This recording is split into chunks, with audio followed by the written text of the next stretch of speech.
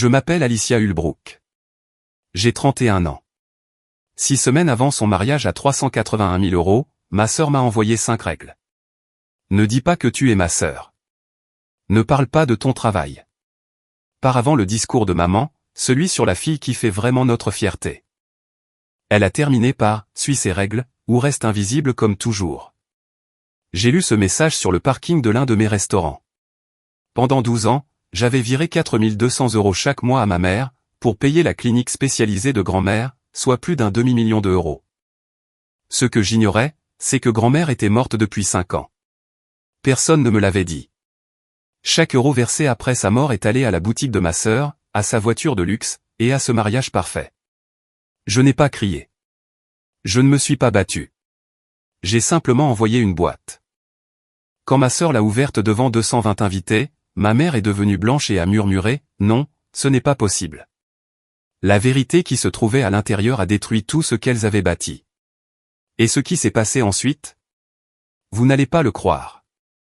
Si vous avez déjà été trahi par votre propre famille, aimez cette vidéo et abonnez-vous. Dites-moi dans les commentaires d'où vous regardez. Avez-vous déjà été le distributeur automatique secret de votre famille? La suite va vous rendre furieux, mais aussi très satisfait. Pour comprendre la boîte, il faut d'abord comprendre la cuisine. Ma grand-mère, Florence Hulbrook, avait une cuisine à Andersonville, dans le Tennessee, avec un carrelage vert mousse sur le sol, et un petit miroir accroché près des placards. Elle était née en 1937. Elle avait tenu un petit café pendant 30 ans, appelé Florence Estable, jusqu'à la mort de mon grand-père en 1989, date à laquelle elle a dû le vendre.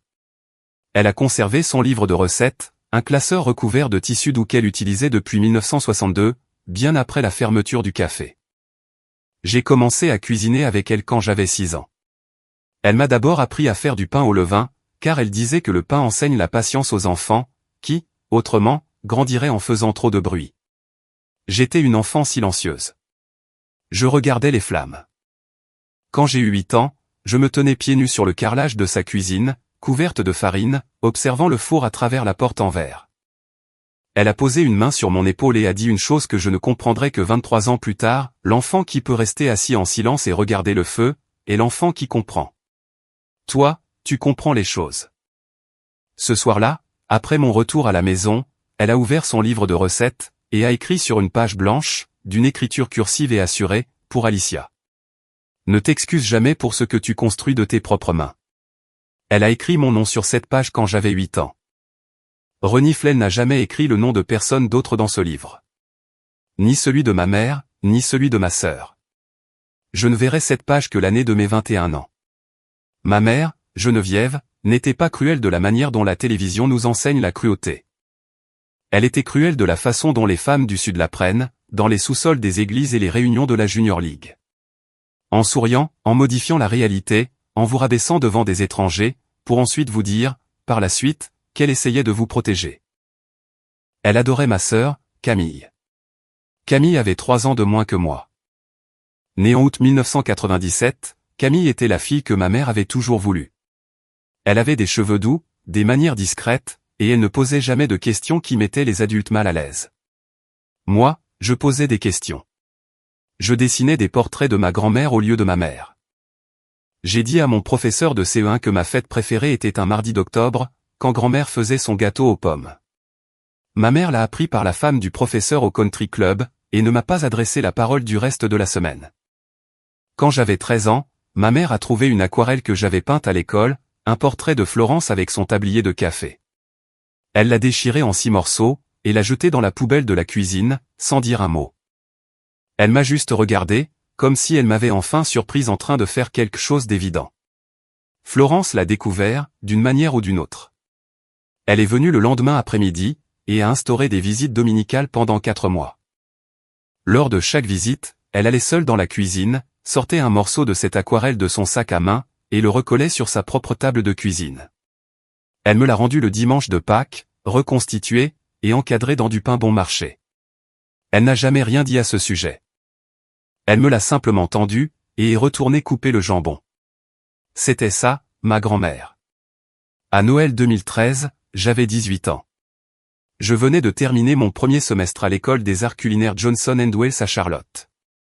Je payais mes études grâce à 2 emplois, un poste à la plonge dans un restaurant mexicain, et un service à 5 heures du matin chez un torréfacteur.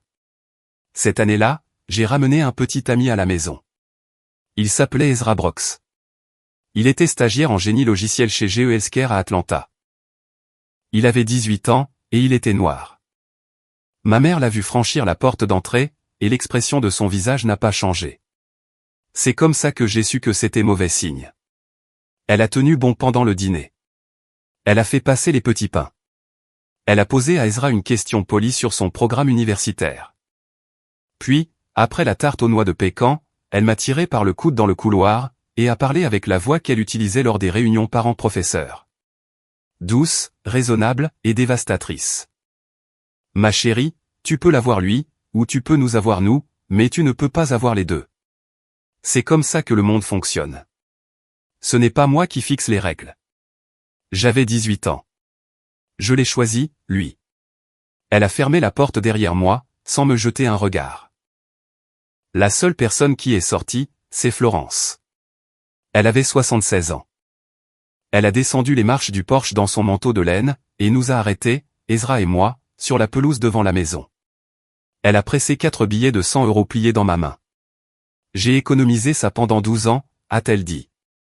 C'est aujourd'hui que tu le reçois. J'ai commencé à pleurer. Je n'avais pas pleuré pendant le discours de ma mère. Mais là, j'ai pleuré. La famille qui a besoin que tu sois petite pour se sentir grande, a-t-elle ajouté, n'est pas ta famille. C'est une taxe. Tu n'as pas à la payer. Plus maintenant. Ezra nous a conduits hors d'Andersonville, sur l'autoroute IE65 Sud, à 23 h ce soir-là. La radio était éteinte. Il me tenait la main. Nous avions 18 ans. Notre histoire n'allait pas durer.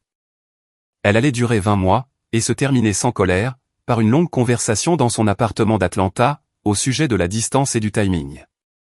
Il deviendrait un doux souvenir. Le problème n'avait jamais été lui. Le problème, c'était la porte que ma mère avait fermée derrière moi. Le problème, c'était Florence, sur la pelouse, m'expliquant à quoi ressemblait une taxe. Après ma rupture avec Ezra en 2015, ma mère ne m'a pas reprise. Le choix avait été fait. J'avais franchi une ligne, tracée à la craie invisible, quelque part sur le porche d'entrée. Au lieu de cela, pendant les 7 années suivantes, j'ai reçu une seule enveloppe scellée par la poste, une fois par mois. Oblitération de Murfreesboro, après novembre 2018, lorsque la petite maison de Florence ne pouvait plus supporter les escaliers, et qu'elle a emménagé chez ma tante Héloïse, à la ferme. Les lettres n'étaient pas longues. Elles avaient toujours la même forme. Un bulletin météo, une description du jardin, et une petite phrase à la fin, qui me soutiendrait pour les 4 semaines suivantes. Renifle en décembre 2017, elle a écrit, « Litty, ta mère est une femme qui confond le contrôle et l'amour. Ne lui en veux pas trop. Ne la laisse simplement pas t'apprendre à devenir comme elle. Avec amour, grand-mère. » J'ai gardé chaque lettre qu'elle a envoyée. J'en ai 38 dans une boîte en bois à East Nashville. Plus tard, j'ai appris qu'elle en avait envoyé davantage. Ma mère en avait intercepté certaines. En mai 2020, les lettres ont cessé. Ma mère m'a dit que la démence de Florence s'était aggravée. Je l'ai cru. Le premier virement bancaire a quitté mon compte le 11 novembre 2013. J'étais à 21 jours du Noël où ma mère m'avait dit de choisir, et j'entamais ma première semaine dans un nouveau travail, en tant que plongeuse dans un bistrot franco-américain à Charlotte, pour 9,50 € de l'heure. Je dormais sur un futon, dans un appartement partagé avec 3 autres cuisiniers. Ma mère a appelé un lundi, à l'heure du déjeuner. Sa voix était douce et tremblante. Elle a dit que Florence venait d'être diagnostiquée avec un Alzheimer précoce. Le neurologue avait recommandé un établissement privé de soins de la mémoire, en dehors d'Andersonville. Le coût était de 7 000 € par mois. Mon père et elle pouvaient couvrir 4 200 €. Si je pouvais mettre 2 800 €, grand-mère aurait ce qu'il y a de mieux. Ma chérie, a-t-elle dit, tu sais que ta grand-mère ferait ça pour toi sans hésiter. C'est ta chance.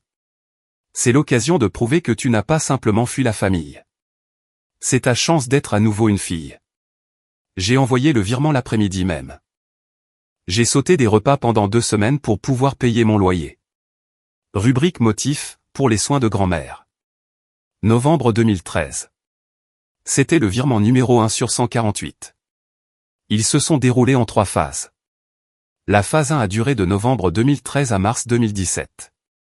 41 virements de 2800 €, soit un total de 114 800 €, le premier argent que j'ai jamais gagné de ma vie. La phase 2 a duré d'avril 2017 à mars 2021. 48 virements de 3500 €, soit un total de 168 000 €. Ma mère m'a dit que les besoins en soins de Florence avaient augmenté.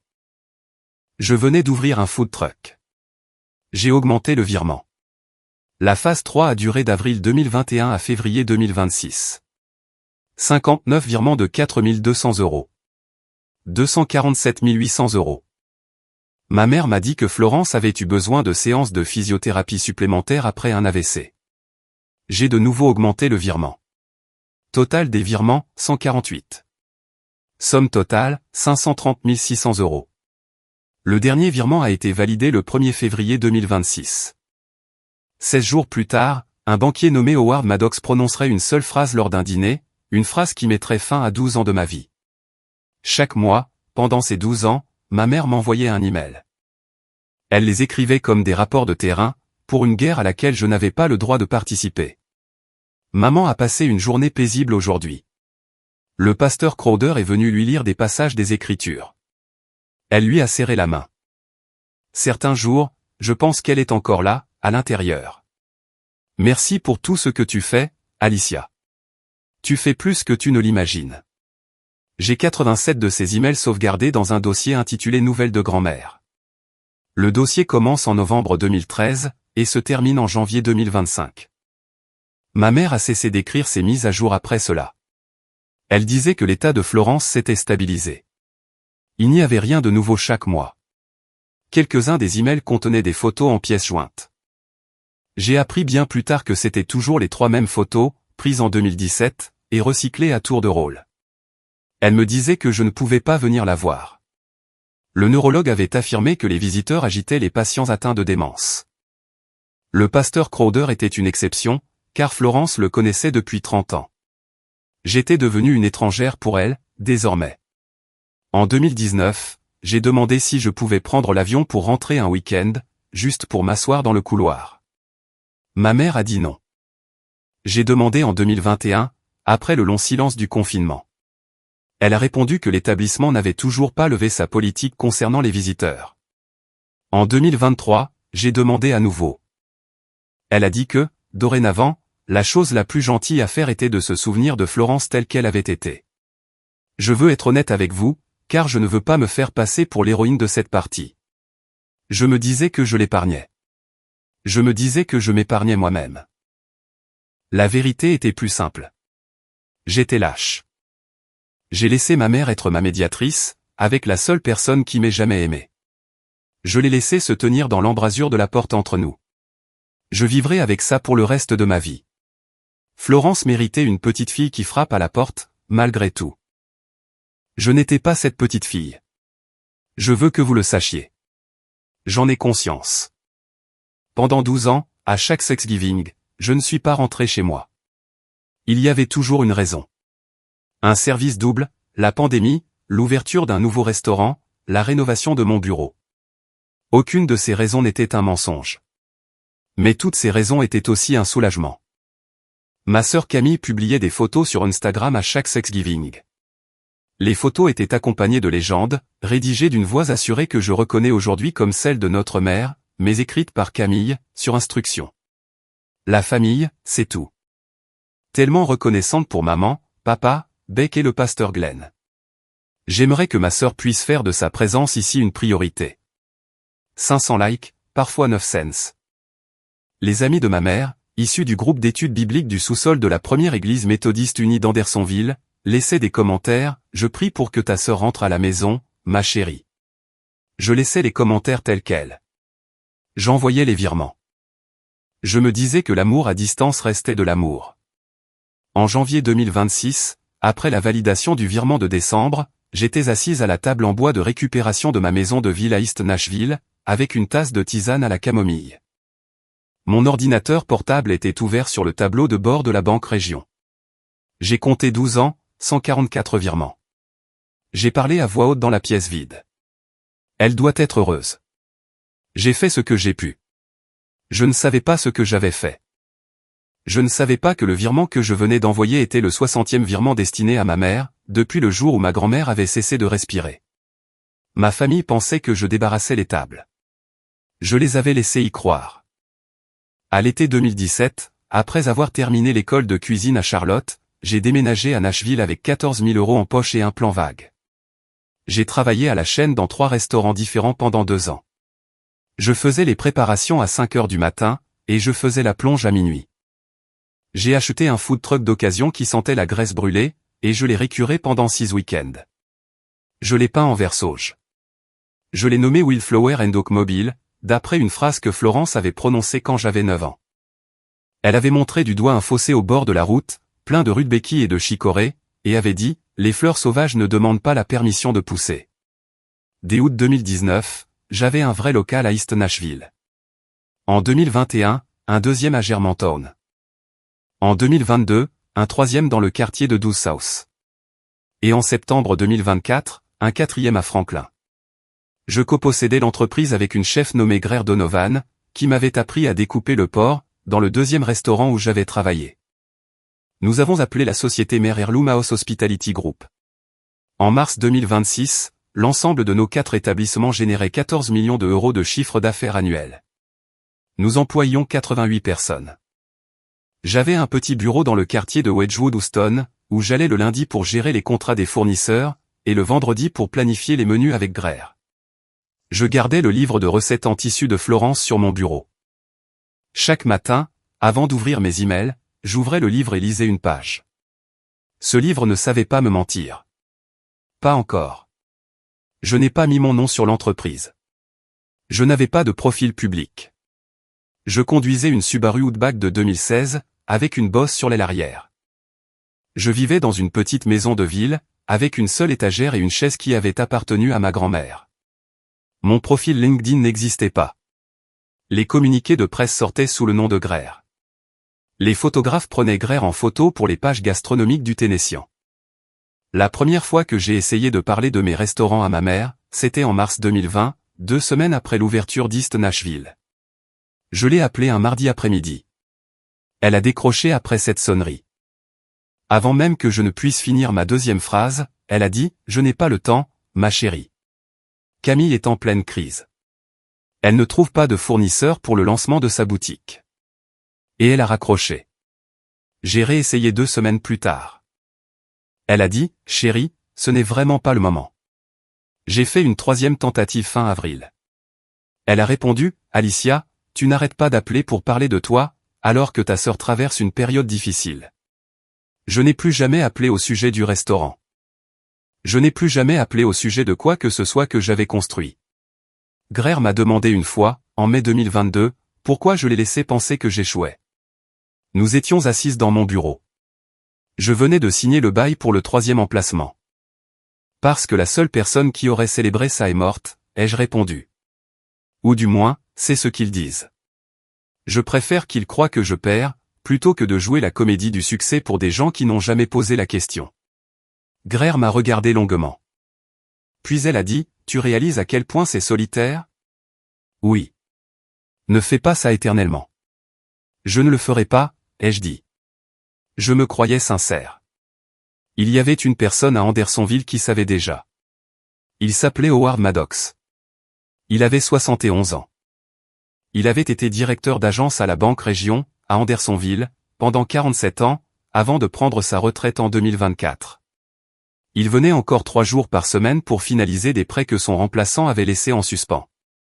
La femme d'Howard, Marian, était morte d'un cancer du sein en 1987, alors que leurs 2 filles avaient 5 et 7 ans. Florence avait gardé ses filles gratuitement, pendant près de 2 ans, le temps qu'Howard se remette sur pied. Il n'avait jamais cessé d'aimer ma grand-mère pour cela. Howard avait reconnu mon nom sur un compte région que j'avais ouvert à Nashville, fin 2014. Il avait reconnu le même nom pour les virements qui sortaient de son agence, chaque mois, depuis 12 ans. Il avait aussi remarqué autre chose, aucun argent ne sortait du compte de ma mère vers un quelconque prestataire de soins de santé du Tennessee. Ni vers une clinique de la mémoire, ni vers un centre de soins palliatifs, ni vers une infirmière privée. Rien. Howard ne pouvait pas me dire ce qu'il y avait sur le compte de ma mère. C'était une violation de la loi bancaire fédérale. Il ne pouvait rien dire qui fasse référence aux transactions spécifiques de ma mère. Alors, pendant des années, il n'avait rien dit. Ce qu'il pouvait faire, très délicatement, c'était demander à sa fille cadette, mon amie d'université Pippa Maddox, de m'inviter à dîner. Pippa et moi nous étions rencontrés à l'université Belmont, en 2018, lorsque j'avais repris des cours du soir à temps partiel, pour terminer un diplôme de commerce. Elle était graphiste. Elle avait conçu le tout premier logo de Wildflower & Oak gratuitement, sur le dos d'une serviette en papier, dans un café du centre-ville. Elle vivait toujours à Andersonville avec son père. Le dimanche 8 mars 2026, 5 jours avant que ma sœur ne m'envoie ses règles, Pippa m'a envoyé un texto. Salut, mon ami. Mon père veut te revoir. Il n'arrête pas de parler de ta grand-mère. Mardi 17 mars. Dîner chez lui. Il prépare un rôti braisé de 4 heures. J'ai répondu, mardi 17. J'apporte le dessert. J'ai mis 6 sablés aux noix de pécan de Florence dans une petite boîte métallique. J'ai roulé jusqu'à Andersonville, avec l'écriture d'il y a 8 ans de ma grand-mère sur mon siège passager. Et je me suis assise en face d'un homme, dont la première phrase au moment du dessert, mettrait fin à la version de moi-même que j'avais portée jusque-là. Le faire-part est arrivé le 28 février 2026. C'était une pièce jointe au format PDF, dans un email. L'email était adressé à une liste de 42 destinataires. Les amis de l'église de ma mère, ma tante Héloïse, 2 anciens collègues de mon père, et moi. Il n'y avait aucun mot personnel pour moi. La pièce jointe était une carte épaisse de couleur crème, gaufrée d'une aquarelle de Magnolia, avec ces mots, Camille Hulbrook et Beckett Tremen.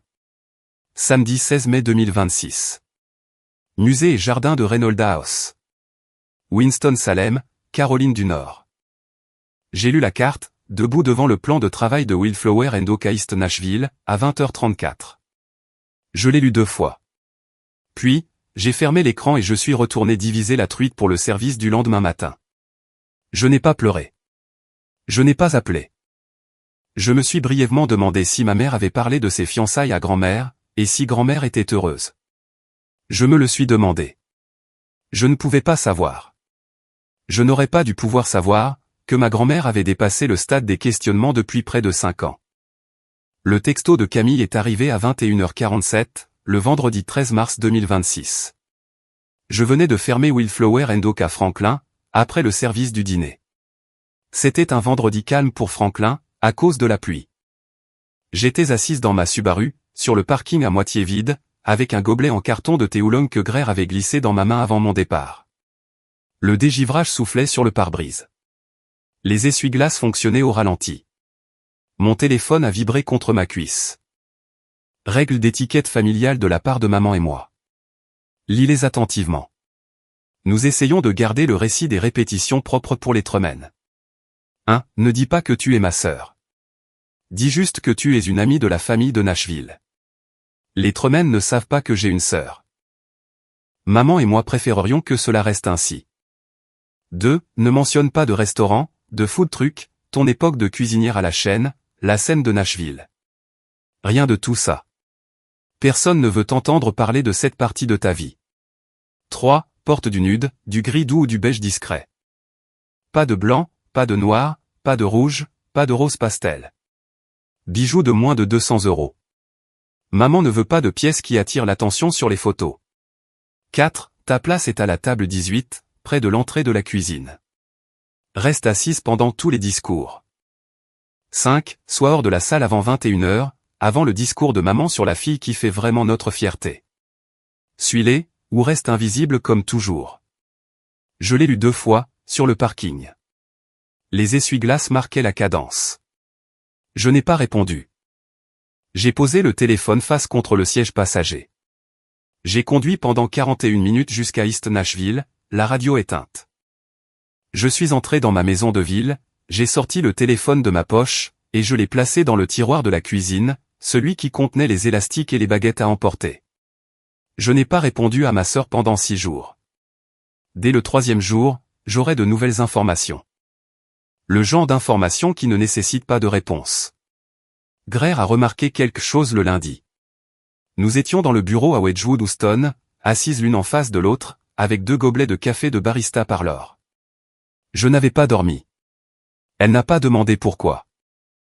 On dirait que tu es en train de calculer quelque chose, a-t-elle dit. Oui. À propos de Camille, de toute ma famille.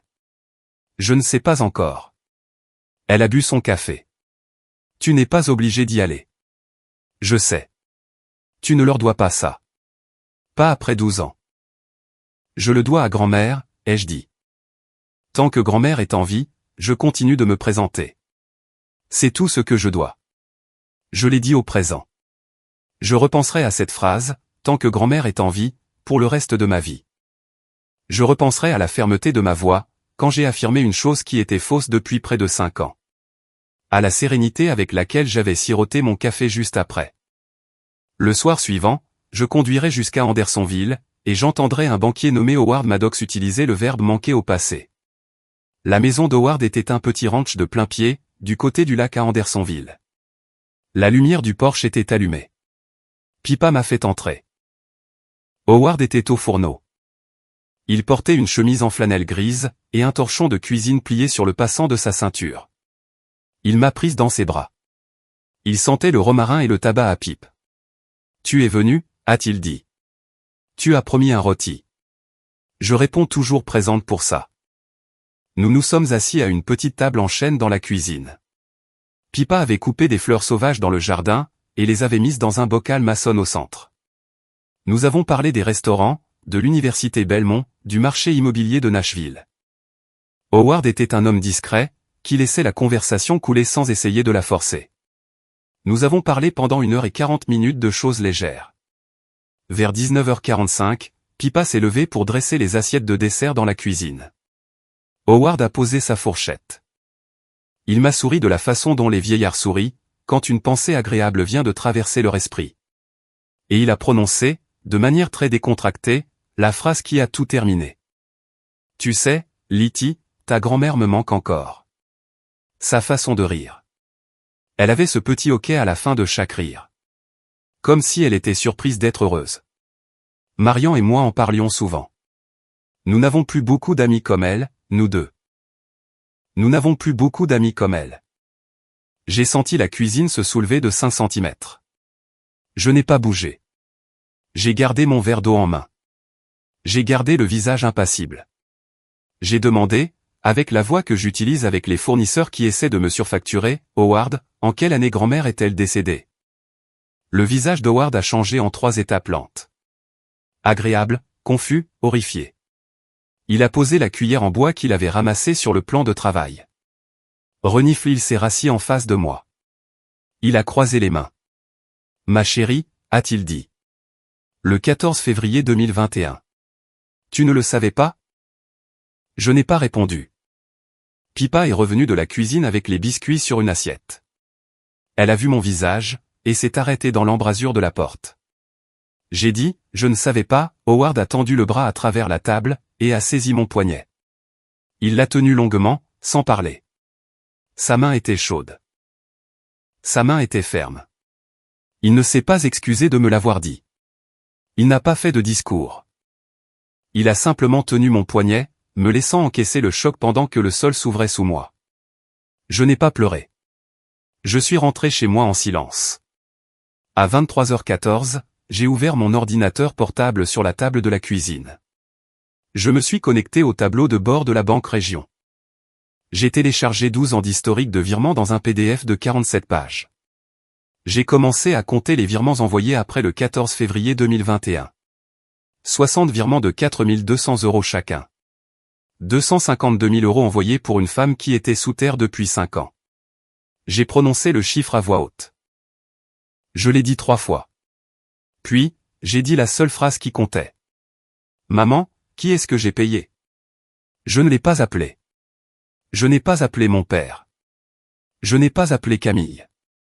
Au lieu de cela, j'ai pris une seule décision, assise à la table de la cuisine dans l'obscurité, avec une pile de papier, imprimant un virement après l'autre. J'ai décidé que je n'allais pas affronter ma mère en privé. Elle avait construit son mensonge devant un public pendant 12 ans. Elle affronterait la vérité devant un public.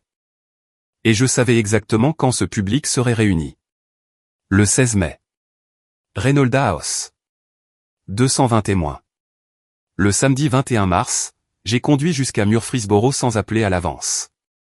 Ma tante, Héloïse Ulbrook Crawford, avait 67 ans. Elle ne m'avait pas vu depuis 8 ans. Elle balayait son Porsche lorsque je suis arrivé dans l'allée avec ma Subaru. Elle a levé les yeux. Elle a prononcé mon nom comme une question. Puis, elle l'a prononcé comme une réponse. Elle a descendu les marches, et m'a serré dans ses bras. Elle a été la première personne à me prendre dans ses bras depuis la cuisine. Dans sa cuisine, avec la table en formica entre nous, elle m'a raconté ce qui s'était passé.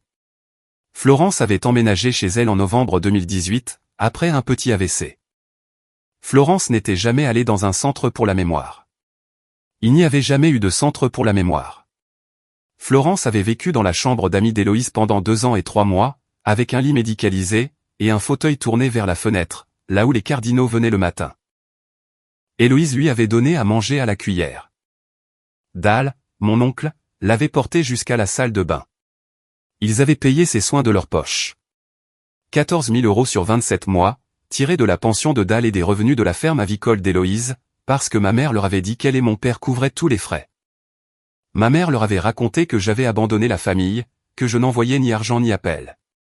Florence était morte dans le fauteuil près de la fenêtre, à 6h32, le dimanche 14 février 2021. Héloïse lui tenait la main. L'enterrement avait eu lieu le mercredi 17 février, dans une petite église méthodiste de Murfreesboro.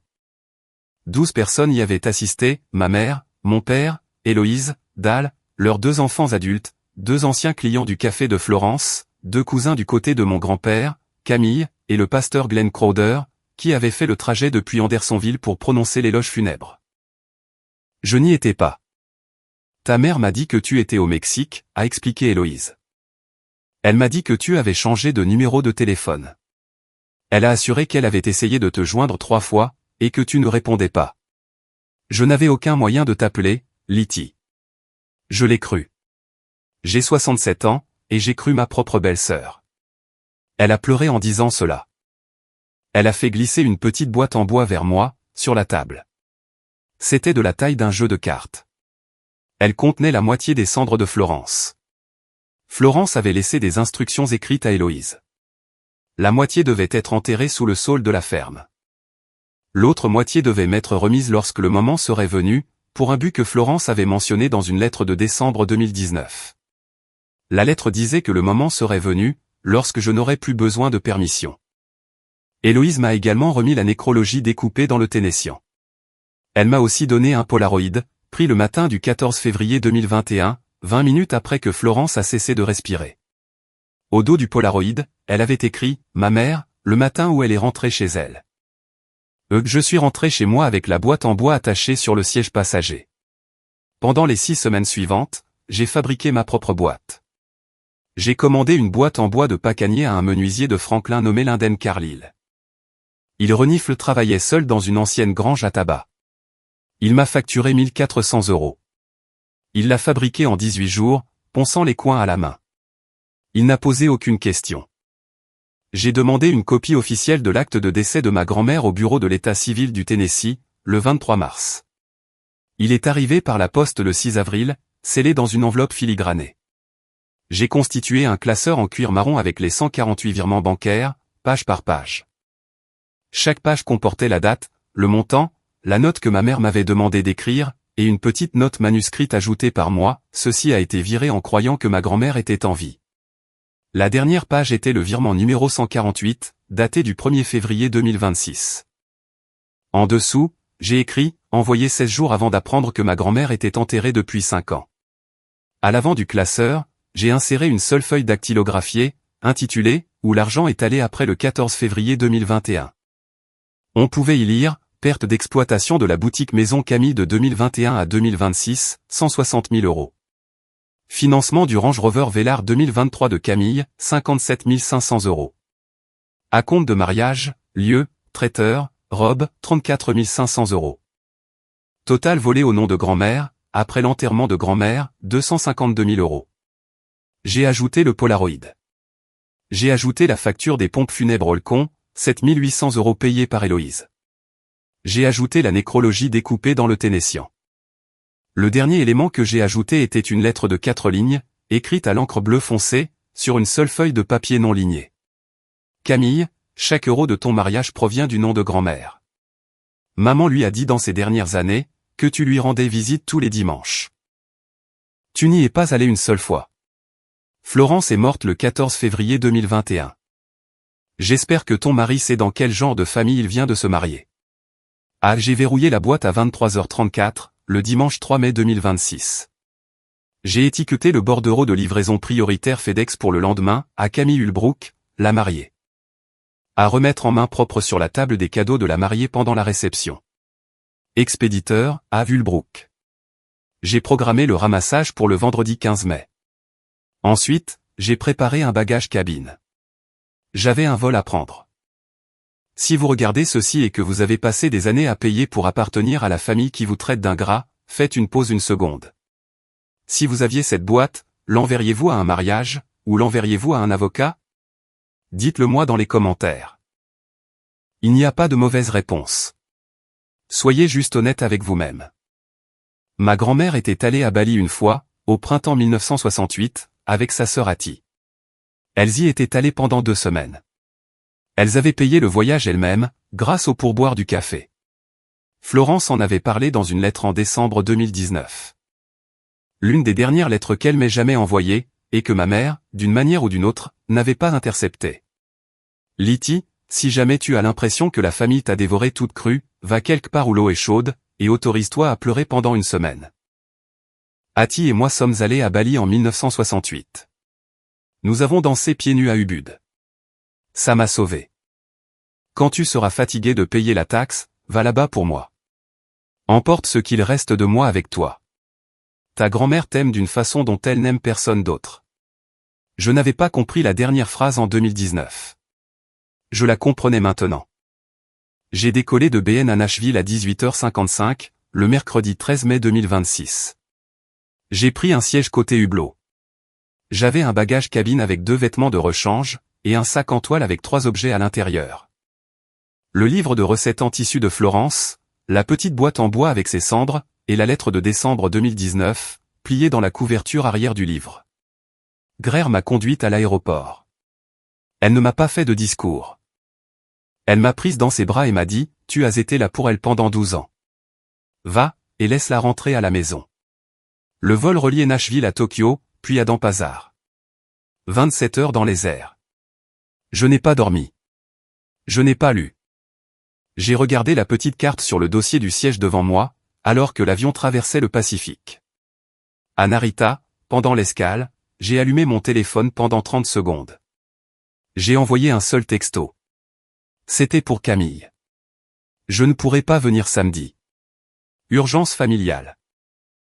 La boîte est déjà expédiée. Elle devrait arriver d'ici la réception. Je t'aime. Ah, j'ai éteint le téléphone. Je suis arrivé à Denpasar à 23h18, le vendredi 15 mai.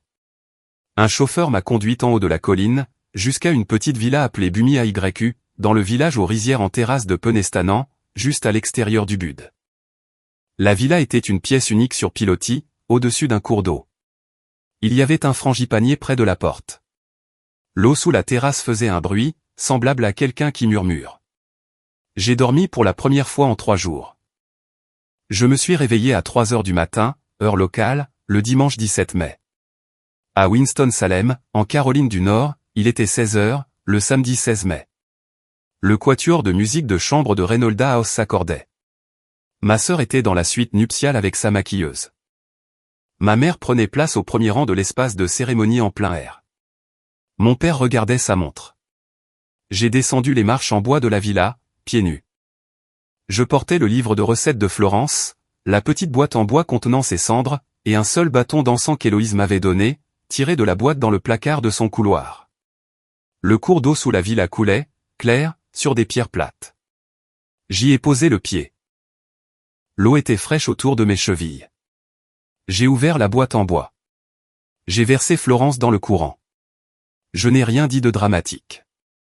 J'ai prononcé ce qu'elle avait écrit pour moi, la phrase qu'elle avait ancrée dans le livre de recettes quand j'avais 8 ans, ne t'excuse jamais pour ce que tu construis de tes propres mains. Les cendres se sont soulevées, ont tourbillonné, puis ont glissé avec le courant. Je suis restée assise dans l'eau pendant un long moment. Des pétales de frangipanier sont tombés dans le courant et ont flotté devant moi. J'ai pensé à ma mère pendant 1 minute. J'ai pensé à Camille pendant 1 minute. J'ai pensé à la boîte de recettes de Florence, toujours sur la terrasse au-dessus de moi.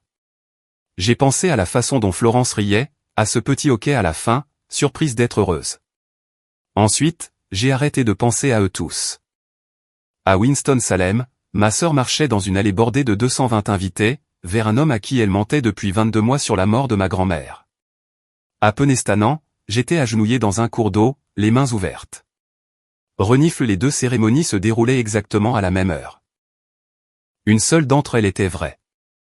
La réception à Reynolda House a commencé à 17 h, le samedi 16 mai. La cérémonie en plein air s'était terminée à 16 h, dans le jardin à la française. La mariée et le marié avaient marché ensemble sur la pelouse pour les photos. Les 220 invités traversaient maintenant le hall d'entrée en marbre de la maison principale, pour se rendre dans la grande véranda pour le cocktail. Le quatuor de musique de chambre jouait le canon de Pachelbel près du bar. Les traiteurs passaient avec des beignets de crabe sur des plateaux en argent. Ma mère se tenait à l'entrée, dans une robe Bordeaux Carolina Herrera. Elle portait un diamant de 3 carats au cou. Elle a salué chaque invité par son nom. Elle avait répété cela pendant 6 mois. Mon père était assis seul à la table 1, près du fond. Il buvait de l'eau. Il n'avait donné aucune étreinte de lui-même. Renifle, il avait laissé ma mère les faire toutes. L'organisatrice du mariage, Cordelia Wickham, a demandé à 2 assistants de faire rouler un chariot à cadeaux en laiton jusque dans la véranda. Il y avait 31 boîtes emballées sur le chariot, envoyées à l'avance par des invités venus de l'extérieur. Sur le dessus, placé bien en évidence parce que Cordelia en avait reçu l'instruction par écrit, trônait une boîte en bois de pacanier avec un fermoir en laiton, et une carte indiquant, de la part de A. Hulbrook. À 17h11, Camille s'est dirigée vers la table des cadeaux, une flûte de Veuve Clicquot à la main. Elle avait lu mon texto du mercredi soir. Elle ne l'avait pas compris. Elle avait supposé que c'était des excuses. Elle n'avait pas supposé qu'il y avait une vraie boîte. Elle a vu la boîte. Elle a froncé les sourcils. Elle a posé son champagne. Environ 70 invités, sentant qu'il se passait quelque chose, se sont rapprochés. Ma mère a vu la boîte de l'autre bout de la pièce, et a commencé à s'avancer vers elle, l'air de rien. Vespé Tremen, la mère du marié, s'est également dirigée vers elle. Elle a bougé parce qu'elle avait été élevée dans la courtoisie envers la présentation des cadeaux, et parce que la boîte ne ressemblait à rien d'autre sur le chariot. Camille a ouvert le fermoir de la boîte à 17h14. La première chose qu'elle en a sortie était le classeur en cuir marron. Elle l'a ouvert sur la page de couverture dactylographiée. Où l'argent est allé après le 14 février 2021. Perte d'exploitation de la boutique Maison Camille de 2021 à 2026, 160 000 €. Financement du Range Rover Velar 2023 de Camille, 57 500 €. Acompte de mariage, lieu, traiteur, robe, 34 500 €. Total volé au nom de grand-mère, après l'enterrement de grand-mère, 252 000 €. Camille a lu la page de couverture. Elle ne l'a pas comprise. Elle a tourné la page. La page 2 était le virement numéro 1, du 11 novembre 2013. 2800 € pour les soins de grand-mère. Novembre 2013. Vespé Tremen a penché la tête, pour lire par-dessus l'épaule de Camille. Vespé était une femme issue de la vieille noblesse financière de Charlotte, qui avait appris, à 12 ans, à lire un document rapidement devant des inconnus, sans changer d'expression. Elle a lu la date. Elle a lu le montant. Son visage n'a pas changé. Elle a relu la page de couverture. Son sourire a diminué d'environ 3 degrés, et elle a lu d'une voix calme, celle d'une femme lisant un rapport du conseil d'administration, 11 novembre 2013, 2800 € pour les soins de grand-mère. 2 invités près d'elle ont échangé un regard. Les mains de Camille se sont mises à trembler. Elle a rapidement tourné à la page 5, puis 10, puis 30. Chaque page était un virement. Chaque page portait le même motif. Chaque page avait la même petite ligne de mon écriture en bas, ceci a été viré en croyant que ma grand-mère était en vie. Elle a trouvé la dernière page. Virement 148. 1er février 2026. 4200 €. En dessous, envoyé 16 jours avant d'apprendre que ma grand-mère était enterrée depuis 5 ans. Camille a levé les yeux. Elle a d'abord regardé ma mère. Pour la première fois en 28 ans, son visage ne s'est pas adouci en la regardant. Ma mère a dit d'une voix un peu trop forte, « Camille, chérie, donne le classeur à maman. » Camille a refermé sa main dessus. La deuxième chose qu'elle a sortie était une enveloppe scellée. Elle l'a ouverte. À l'intérieur se trouvait une copie certifiée de l'acte de décès de Florence Marie Ulbrook, délivré par le Bureau de l'État civil du Tennessee. Certificat numéro 2-1 TN 02841. Date du décès, 14 février 2021. Cause du décès, insuffisance cardiaque congestive. Lieu du décès, résidence d'Héloïse Crawford, 1142 Bradyville Road, Murfreesboro, Tennessee. 6 juin, la facture des pompes funèbres Holcomb, 7 800 €, facturée et payée par Héloïse Crawford le 18 février 2021. Camille a lu la date du décès. Elle a retenu son souffle. Elle connaissait la date. Elle était à l'enterrement. Elle s'était tenue au deuxième rang à côté de ma mère, et lui avait tenu la main. Mais elle n'avait pas vu la date écrite de cette façon, froide, notariée, et filigranée, depuis 5 ans. Reniflel avait laissé ma mère la classer dans un tiroir que personne n'ouvrait plus jamais. Vespé Tremen a également lu la date. Son visage a changé d'environ 8 degrés. Le pasteur Glenn Crowder, qui s'était approché parce qu'il avait senti un changement de température dans la pièce, a baissé les yeux vers le document. Il avait lu ce nom à haute voix à cette date, dans une petite église méthodiste de Murfreesboro, il y a 5 ans. Il avait prononcé l'éloge funèbre. Il avait mangé de la tourte au poulet avec ma mère, à la réception qui a suivi. Renifle l'avait laissé pleurer sur son épaule. Il a relu la date, juste pour être sûr. Puis, il a regardé ma mère. « Geneviève » a-t-il dit. « Qu'est-ce que c'est que ça ?» Ma mère a ouvert la bouche. Aucun son n'est sorti. La troisième chose que Camille a sortie de la boîte, était la coupure de presse du Tennessean.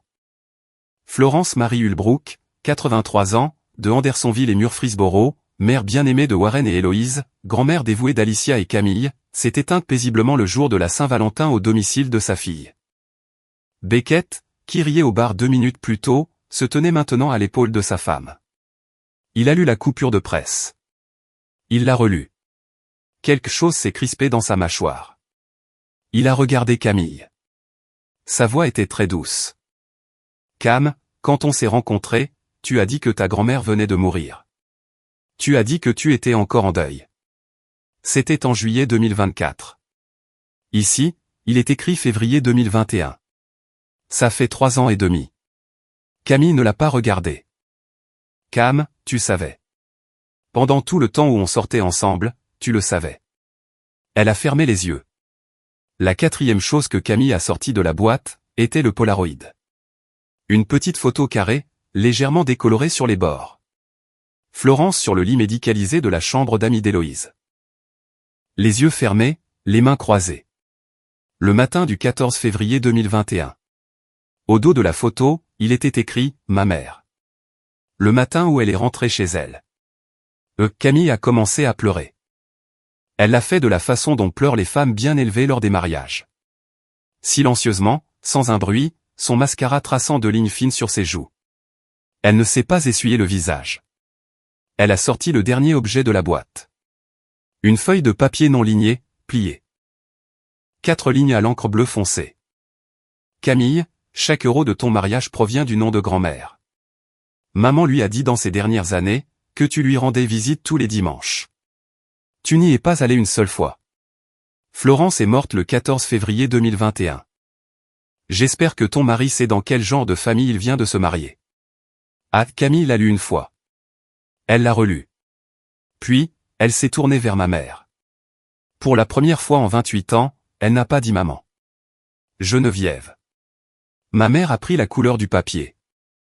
Ma mère a murmuré, non, non, ce n'est pas possible. Le quatuor de musique de chambre avait arrêté de jouer. Personne ne le leur avait demandé. Ils avaient senti l'atmosphère changer. 220 invités se tenaient en petits groupes, se déplaçant lentement dans la véranda. Certains avaient entendu les mots acte de décès. Certains n'avaient vu que le visage de Camille. Certains n'avaient encore rien entendu, et buvaient toujours du champagne. Dans 5 minutes, ils sauraient tous. Le pasteur Crowder s'est éloigné de ma mère, sans lui adresser la parole.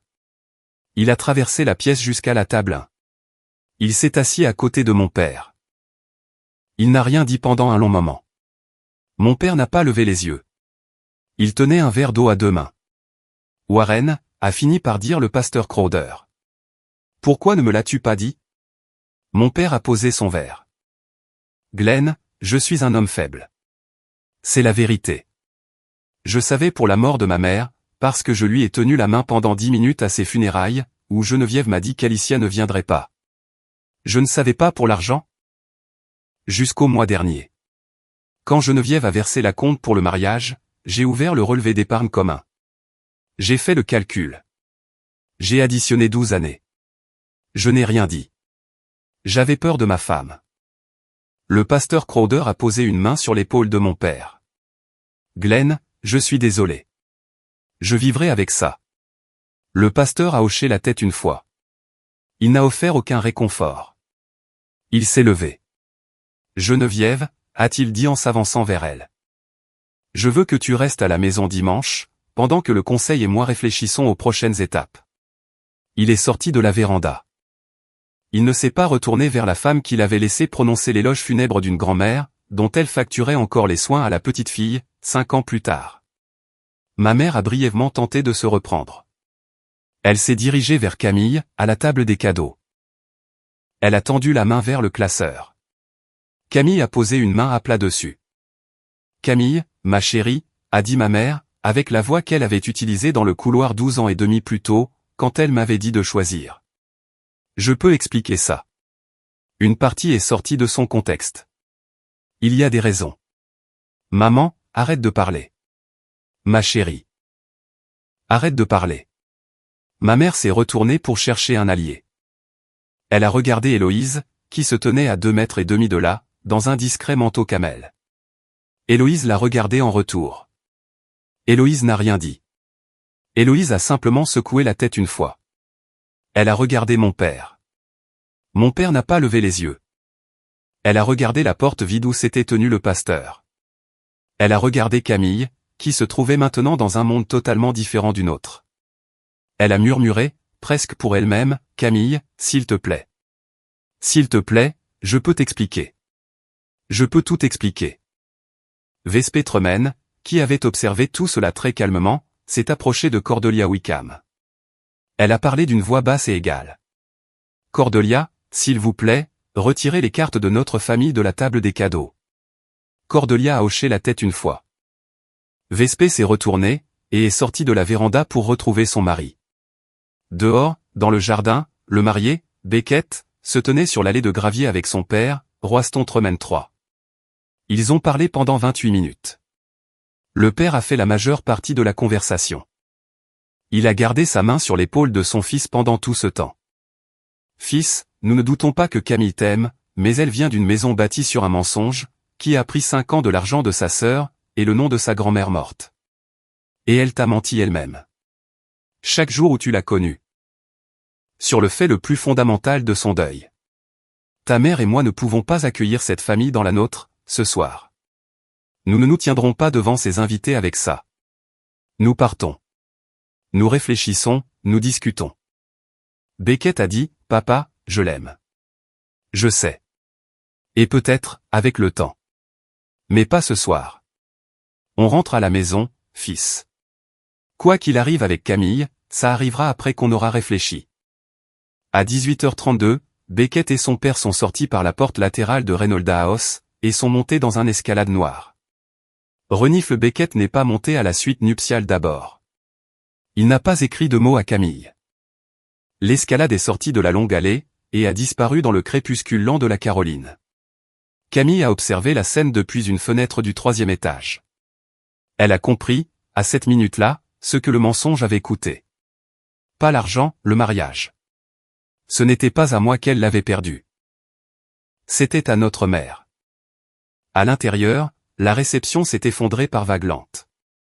À 19h18, le personnel de restauration a cessé de passer les plateaux. À 19h42, Cordelia a fait une petite annonce au micro. Au nom de la famille Ulbrook, la réception se terminera plus tôt ce soir. Merci à tous d'avoir partagé cette journée. Rentrez prudemment. À 20h11, la véranda était presque vide. Environ 130 invités étaient partis dans leur qui a suivi l'ouverture de la boîte. Environ 90 étaient restés plus longtemps. Des cousins éloignés, des amis de Camille de l'époque de sa boutique, quelques cousins Tremen à qui on n'avait pas encore dit de partir. Ils sont sortis par famille, en petits groupes lents et gênés. Ma mère est restée assise seule, à sa table familiale. Le discours préparé sur la fille qui fait vraiment notre fierté était plié dans sa pochette. Elle ne l'a pas sorti. Elle a regardé la pièce se vider autour d'elle. Personne n'est venu s'asseoir avec elle. Héloïse a trouvé Camille à l'étage, dans la suite nuptiale. Elle a frappé à la porte. Camille a ouvert. Son voile était enlevé. Son mascara était un désastre.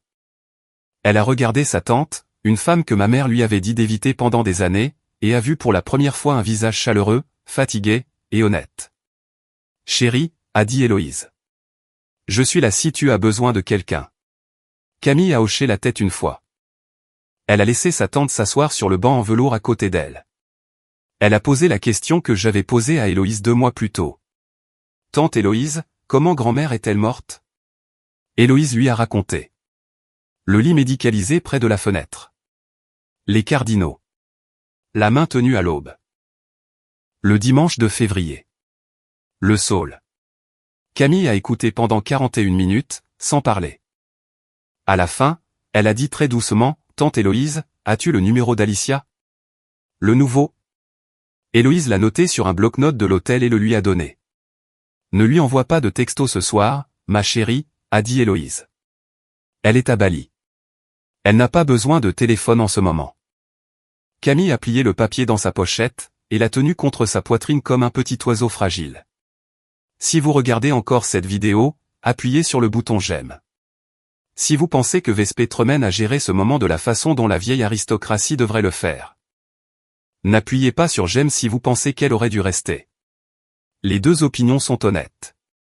Je suis curieuse de savoir vers laquelle la plupart d'entre vous penchent. Mes parents sont rentrés à Andersonville cette nuit-là. Le trajet depuis Winston-Salem dure environ 3h30 vers l'ouest, sur LI 40. Ils ne se sont pas parlé. Ils sont arrivés chez eux à 23h48. Ma mère s'est assise dans le fauteuil du salon. Celui où Florence avait l'habitude de s'asseoir quand elle venait en visite, avant de tomber malade. Ma mère n'a pas allumé la lumière. Elle n'a pas pleuré. Elle est simplement restée assise dans le noir, tenant sa pochette. Mon père est allé dans la cuisine. Il a fait bouillir de l'eau. Il a préparé 2 tasses de thé à la camomille. Il les a rapportées dans le salon. Il en a posé une sur la petite table à côté de ma mère. Il s'est assis en face d'elle. Il a parlé, pour la première fois en 12 ans, de quelque chose qui comptait. Geneviève, ma mère aimait Alicia. C'est la vérité que tu ne pouvais pas supporter. Je le sais depuis 2008. Quand tu as déchiré cette aquarelle et que Florence l'a recollée au cours des 4 mois suivants. Je l'ai su le Noël où tu lui as demandé de choisir entre Ezra et la famille. Je l'ai su le jour où ma mère est morte, et que tu as dit à Héloïse qu'Alicia était au Mexique. Je l'ai su le mois dernier. Quand j'ai ouvert le relevé d'épargne et additionné 12 ans de virement. J'étais faible. Je t'ai laissé faire. Je ne te laisserai plus faire. Ma mère n'a pas répondu. Elle a regardé ses mains. Elle a murmuré, pas pour lui, mais pour elle-même, j'ai perdu ma vie.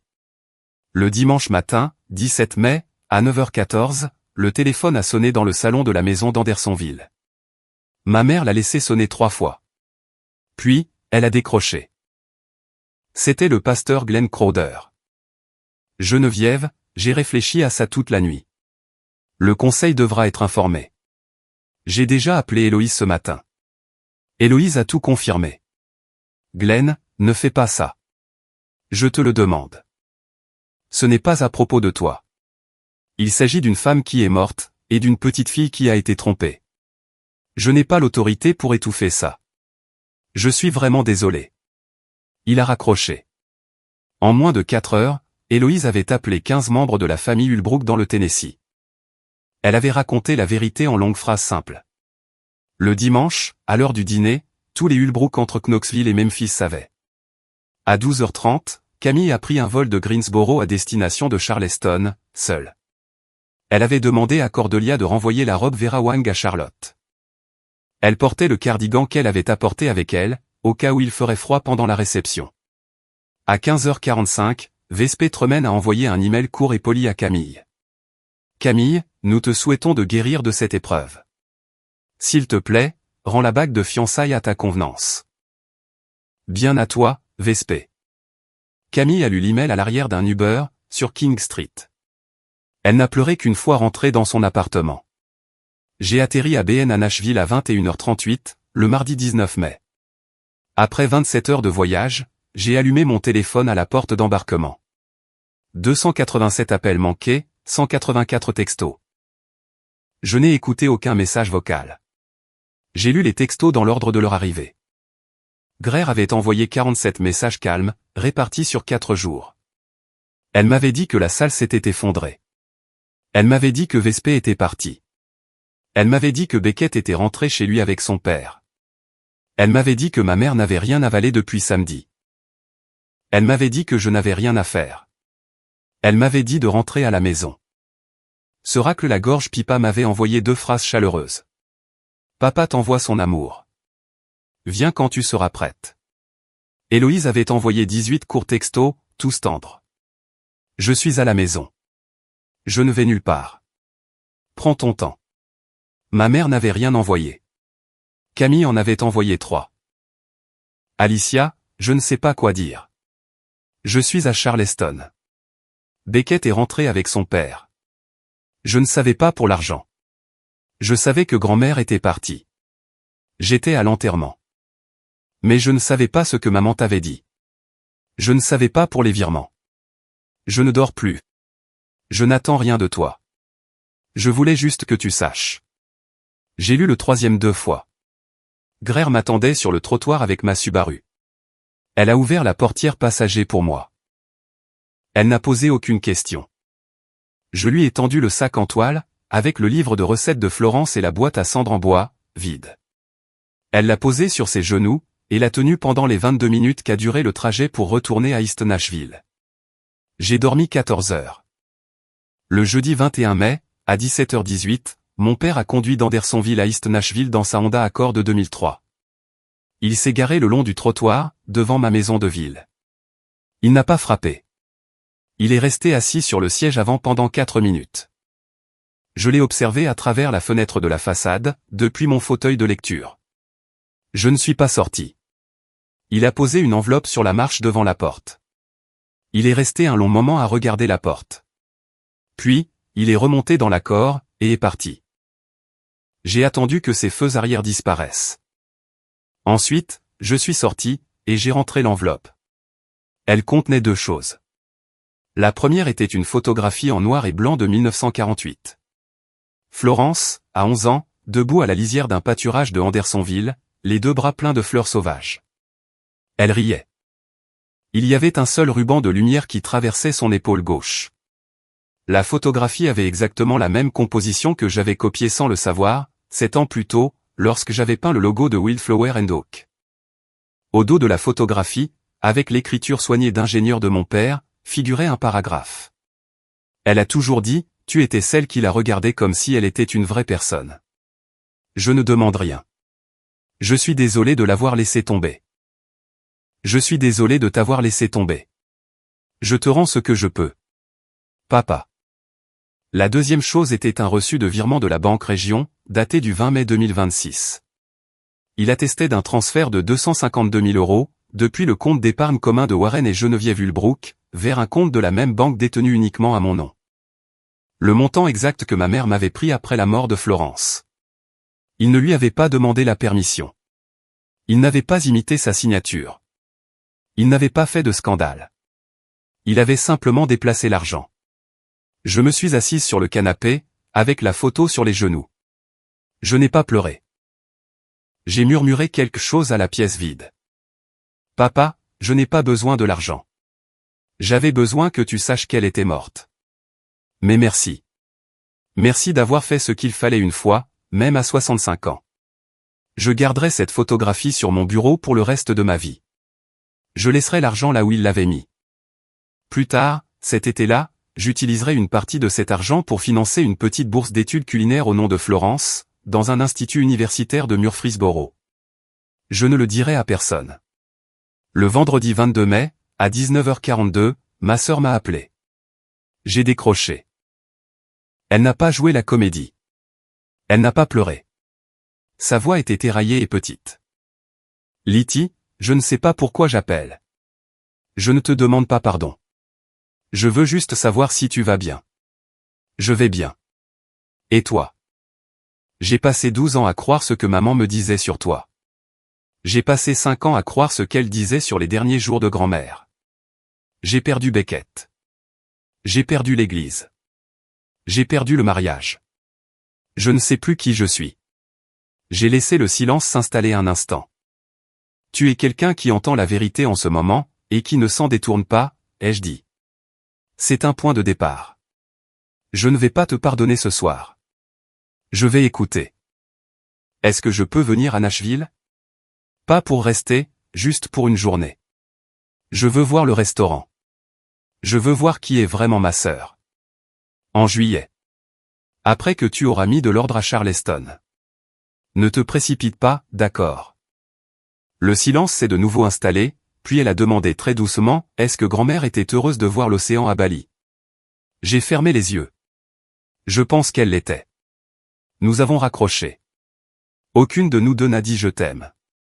Nous n'étions pas prêtes. Nous n'avons pas fait semblant. Le samedi 23 mai, à 23h14, ma mère a laissé un message vocal qui durait 11 minutes et 4 secondes. Je ne l'ai pas écouté. Je l'ai laissé dans la boîte de réception. 3 jours plus tard, le lundi 25 mai, une lettre est arrivée par la poste. L'enveloppe était en papier à lettres crème, avec son monogramme gravé dans le coin supérieur gauche, GH. L'écriture était la sienne. Le cachet de la poste d'Andersonville datait de samedi. J'ai laissé la lettre sur le comptoir de la cuisine pendant 4 jours. Le vendredi 29 mai, après un long service au restaurant d'East Nashville, je me suis assise avec un verre d'eau et un couteau. J'ai ouvert l'enveloppe. Une page, encre bleue foncé. La même encre que celle que j'avais utilisée dans ma lettre à Camille. Je l'ai remarquée, sans faire de commentaire. Alicia, je ne demande pas le pardon. Je t'écris parce que je ne sais plus qui je suis, et je ne sais plus qui j'ai été. Je veux te parler de ta grand-mère. Je veux te dire pourquoi je n'ai pas pu t'aimer comme elle le faisait. Je n'ai pas le droit de te demander d'écouter, mais je serai là s'il arrive un jour où tu le souhaites. Je n'appellerai plus à moins que tu n'appelles la première. Ta mère. Un seul paragraphe. Pas de drame, pas d'excuses, pas de promesses. Je l'ai lu 2 fois. J'ai plié la lettre, et je suis monté dans la chambre. J'ai ouvert la petite boîte en bois, où je gardais les 38 lettres de ma grand-mère de 2014 à 2020. J'ai placé la lettre de ma mère sur le dessus de la pile. J'ai fermé le couvercle. Je ne lui ai pas pardonné. Je ne l'ai pas jetée. Elle avait dit une seule chose vraie en 12 ans. J'honorerai la différence entre ça et le silence. Je n'appellerai pas, mais je ne l'effacerai pas non plus.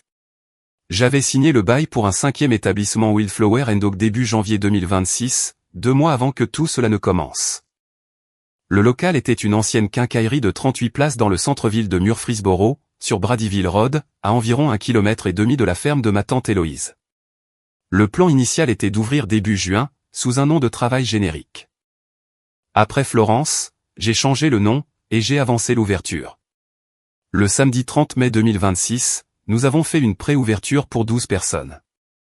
Héloïse et Dal, leurs 2 enfants adultes, Greer, Pippa, Howard, et 4 des premières recrues en cuisine. Pas de communiqué de presse, pas de réseaux sociaux, pas d'inauguration. Nous l'avons appelée Florence. Sur le mur, derrière le pupitre d'accueil, se trouvait un tirage de la photographie de 1948 que mon père m'avait rendue. Florence, 11 ans, avec une brassée de fleurs sauvages dans un pâturage du Tennessee. Sous la photographie, sur une petite plaque en laiton, était gravée une seule phrase, dans une simple police à empattement, Florence Marie Hulbrook, 1937 à 2021. Elle m'a appris à ne jamais m'excuser pour ce que je construis de mes mains. Une fois que tout le monde fut rentré chez soi, je suis resté dans la salle à manger vide. J'ai marché lentement à travers les tables. J'ai redressé une fourchette sur une table d'angle. Je suis allé vers la petite étagère derrière le bar, où j'avais placé son livre de recettes en tissu, dans une vitrine en verre, ouvert à la page qu'elle avait écrite quand j'avais 8 ans.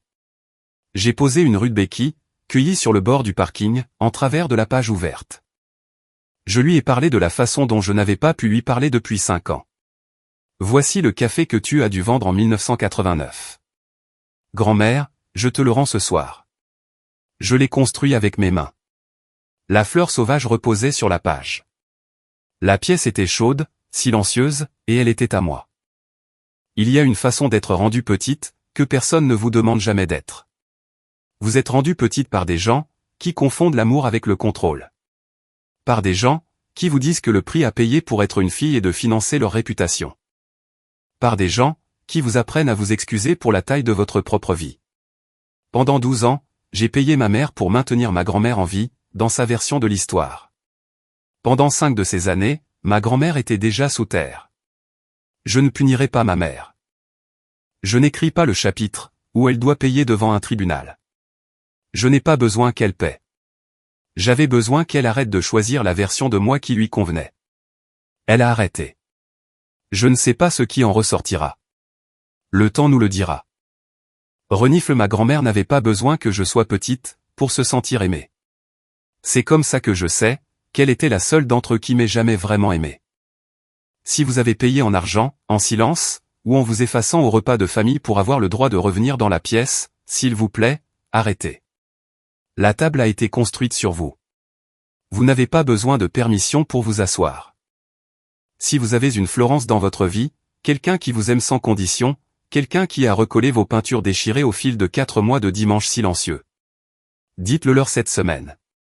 N'attendez pas qu'un banquier nommé Howard vous dise qu'il est trop tard. Et à ma grand-mère, ou que le cours d'eau de Penestanan l'ait emporté, je l'ai construit avec mes mains. Tout comme tu l'as dit. Si cette histoire a remué quelque chose en vous, partagez-la avec cette personne de votre entourage qui fait encore des virements. La sœur qui paie les mensonges de ses parents. Le fil qui envoie des chèques à un numéro de téléphone qui ne répond plus. Le cousin qui essaie d'acheter une place à une table qui était déjà la sienne. Abonnez-vous, si vous voulez entendre la prochaine révolution silencieuse. Et dans les commentaires, dites-moi un seul nom. Le nom de la personne de votre famille qui vous a vraiment vu. La tante, l'oncle, le grand-parent, le cousin.